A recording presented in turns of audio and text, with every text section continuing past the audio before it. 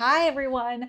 I have a really fun tutorial planned today. One of my favorite things to teach about, and I think it's the number one most important thing to learn for anyone that's painting, no matter what your medium, in fact, is. I love this saying too. Values do all the hard work and color steals the glory. And that is the secret to the sauce of painting white cats, which the latest white cat that I did for my online school, I painted 4 times because I advise my students to paint things more than once. So if it's good for them, it's good for me too. And it truly is. I improve so much from the first painting that I do, which this came out really heavy and clunky. I like the design. There's things I like, but then I did painting number 2, and I did a lot of experimental things in this, including this gradient from blue to green to yellow to orange, and lots of cool lessons in this. This is on my Patreon, my online school, by the way, which I will talk about more at the end of this tutorial. But what I want to teach about today is how to paint a white cat.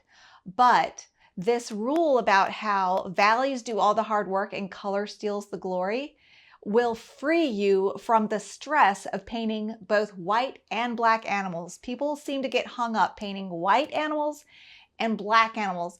It doesn't have to be that way. Stop the madness. Because once you realize that the only thing you really need to worry about is the values and getting your drawing accurate, if you want to have a dreamy yet realistic look like my work has, maybe you don't like that, but for those of you who want to paint dreamy yet realistic animals, painterly, impressionistic yet realistic type of style like what I do, those are the two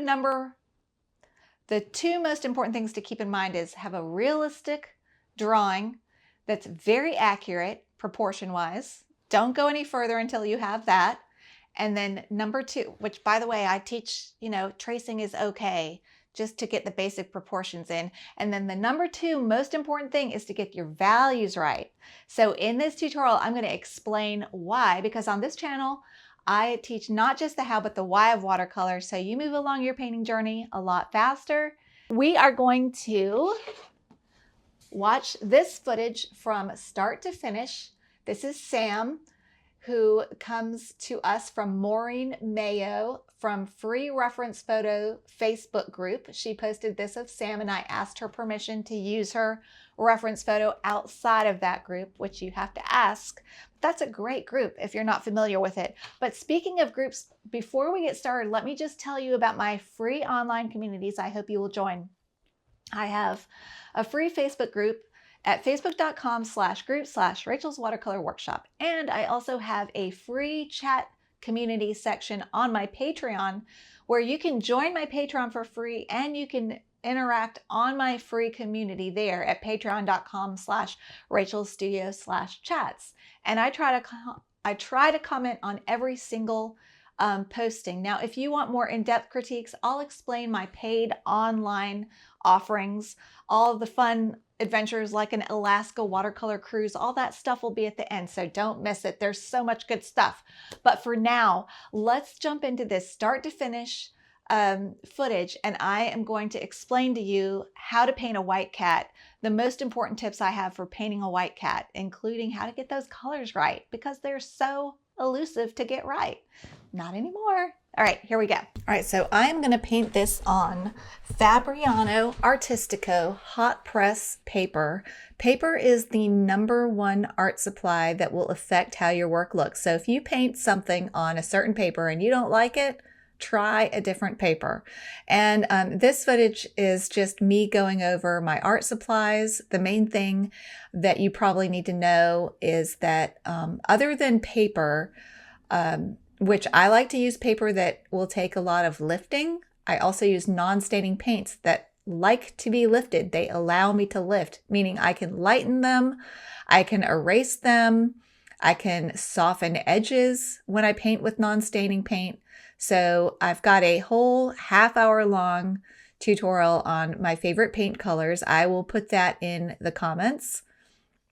And for painting this cat, I start with the ears just because it's kind of out of the way of my hand if I do that.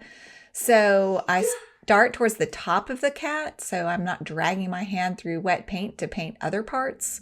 And I do use local color here. What is local color? It's the actual color of the thing. So I'm using the real color I actually see in the reference, but I will soon depart from that.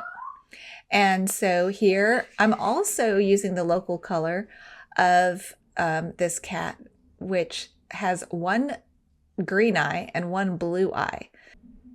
Also, I do have a full half-hour long free video just about painting eyes, how I use a gradient, the colors I use. And so I'm going to refer you also to that video. I'll put a link to that video. It's free on my YouTube channel. But here is where the tricky part of painting a white cat is.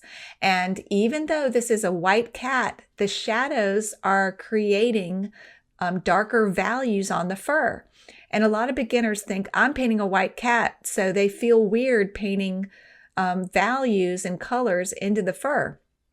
But the shadows create darker values, sometimes very, very dark values in the shadows. And so earlier I mentioned values do all the hard work and color steals the glory. And what that means, partly what that means is you can use any color you want as long as you get the value accurate. So I could paint this mouth with purple like I did, or I could paint it with blue or green or whatever. And as long as it's about the same value, the light, medium, or darkness of that color, it will look realistic. And so the other thing that I changed from my reference of this white cat that I think you can do in most white cats you paint is if you paint from a picture that has really strong shadows in it like this, just remember that cameras make these dark shadows darker and grayer than they are in real life. So you'll notice, even though the values are very dark in the shadows, like under the chin especially, and on the dark side of the cat, they're very heavy. I lightened my values up in those same areas quite a bit, but I still used color. And the colors that I used in those shadows to me made sense. To you, it might make sense to use blue or green, but I used a combination of purple, green, and blue. And as long as the values are correct and balanced in relation to each other, for example, in the reference, look at the cat's chin. It is lighter than the shadow under his chin. So as long as you paint your painting with the value of the chin lighter than the value of the shadow under the chin, they're balanced in relation to each other. That is what's important. What color you use to paint those shadows doesn't matter. It's kind of up to you. You could use gray, like what the reference photo makes it look. The shadows look gray in the actual picture. But in your painting, you actually, as an artist, have the freedom to paint those shadows any color you want, and they will look correct. Also, I want you to notice, do you see how this cat's face pops after I get in the dark values? See, the values did all the hard work there of making the cat's face all of a sudden starting to pop because I got the little darks in. You don't need a lot of darks, but just a little bit. All right, now notice the painting was allowed to dry, and now I'm doing a second layer of more detail.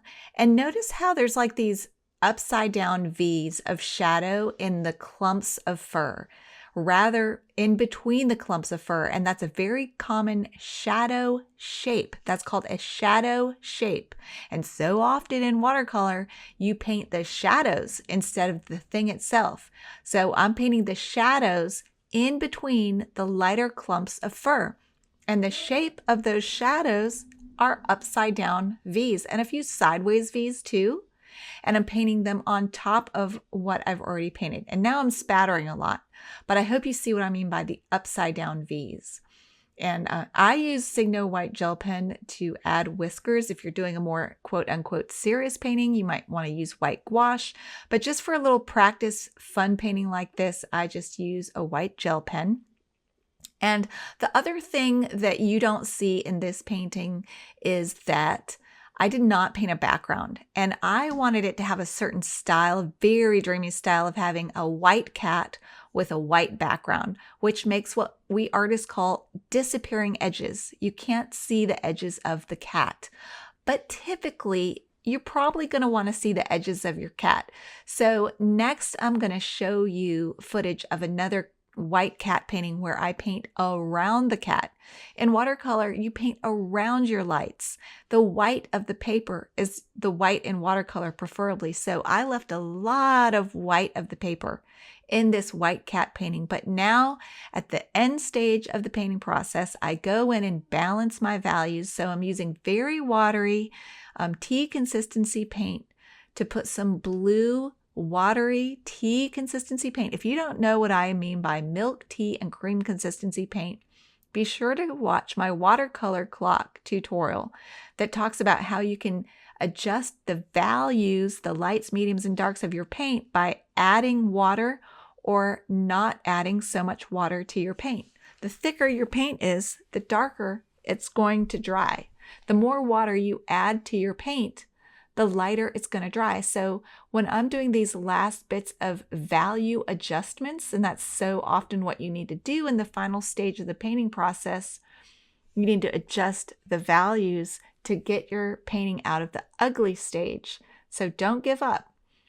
Use really tea consistency paint at the end of your painting process to balance out your values.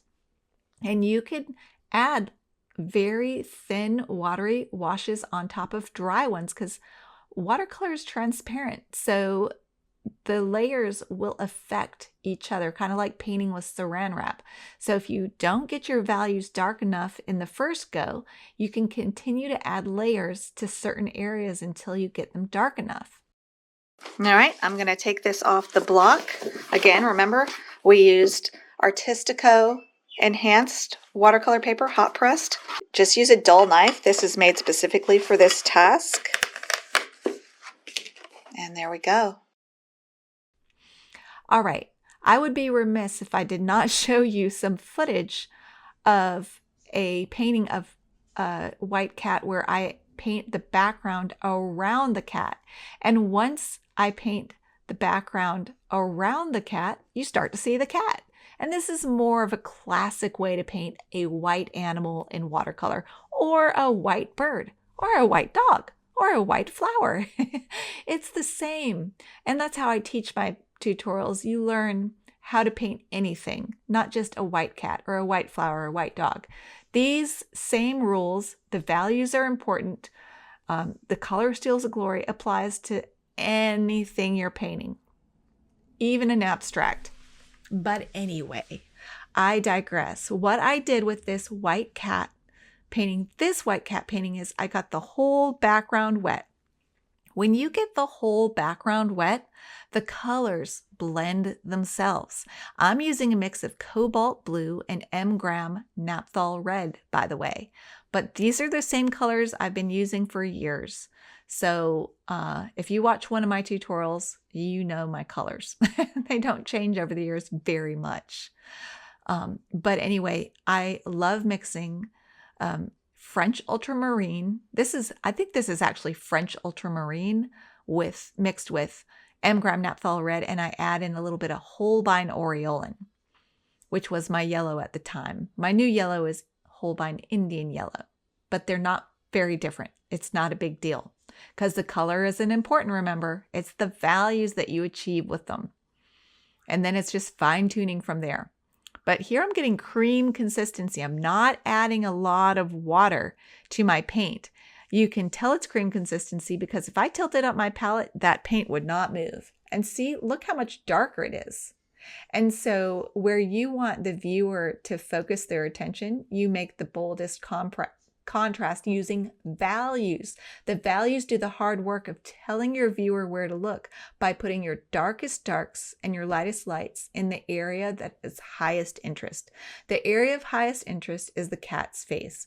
So usually, roughly, my darkest darks and my lightest lights are in the cat's face most of the time. But every painting's a little different. All right, let's go to real time, Rachel. Here we go. All right, thank you so much for joining me. Now I will tell you a little bit about my paid offerings. Like I said, I have a cruise I'm planning for summer of 2027. So I will put a link to more information about that. It's going to be to Alaska. During our days at sea, I am going to teach, and I have a couple other really exciting teachers that will be teaching on the 3 days at sea. And then when we're in port and all that other stuff, you can go off with your husband or your wife or whatever, your friend, whoever's not painting that's rooming with you, and you guys can go do your fun Alaska adventures. So that's going to be cool. And then for my online school, I have 2 tiers. I have one tier that you get access to most of my tutorials. If you are a beginner or intermediate painter, which most of you are, that is the tier for you. You join, it's like getting instant access to a library of over 200 tutorials now. And it's a month-by-month subscription, which drives some of you nuts, I know. So you can join for a year and you get 2 months free when you join for a year. It's such a good deal. It's the last 6 or 7 years of my painting experience for a very low, even if you join for a year, it's such a good deal. But I also have a $20 tier that is for more professional painters. Like, these are the kind of videos I wish I would have had access to when I was first starting out, because a lot of professional painters don't share their little secrets that make their work so magical. But I include everything in those tutorials, and some of those videos are from paintings that I've done that have gone on to win national awards. So someone other than me thinks they're good. And so you can watch those from start to finish. Some of them I speed up because it's hours of footage sometimes. So you get the gist of what I'm doing. And if you're at that level, you don't need to go in real time. And in some instances, slow down time like I do for my beginners. I'll slow down the footage so that they can, because I hear people say so often they have to slow down tutorials. The person goes too fast. So in my super beginner tutorials, I try to go really slow and explain extra. I over explain and go really slow. But in my professional tier, where you don't need that much hand holding, that's why I speed up some of those tutorials, so you just get the gist of how it is I do what I do and my thinking behind my process, so you can learn those more advanced skills. And another thing that I do that I think sets me apart from most online teachers is that I leave my mistakes in. Watercolor painting is just a series of fixing mistakes, which is why I paint with non-staining paint. So if you don't learn those skills and you don't learn how to pull your painting together, and that's a thing, Charles Reed has a whole book entitled Pulling Your Paintings Together. So that's a thing. The ugly stage is real. Most paintings go through an ugly stage, and there are specific skills just for pulling your painting out of the ugly stage. What does it need? I teach those things. And so if you stick with me and watch my tutorials to the end, you will learn those most important skills. Usually are in the middle and end of most of my tutorials. The beginning's the easy part. So the skills that you really need to learn that most people don't watch, even if they're my paid students, I can see how long people watch and they give up too fast. Don't give up. Don't give up on watercolor. It's so amazing.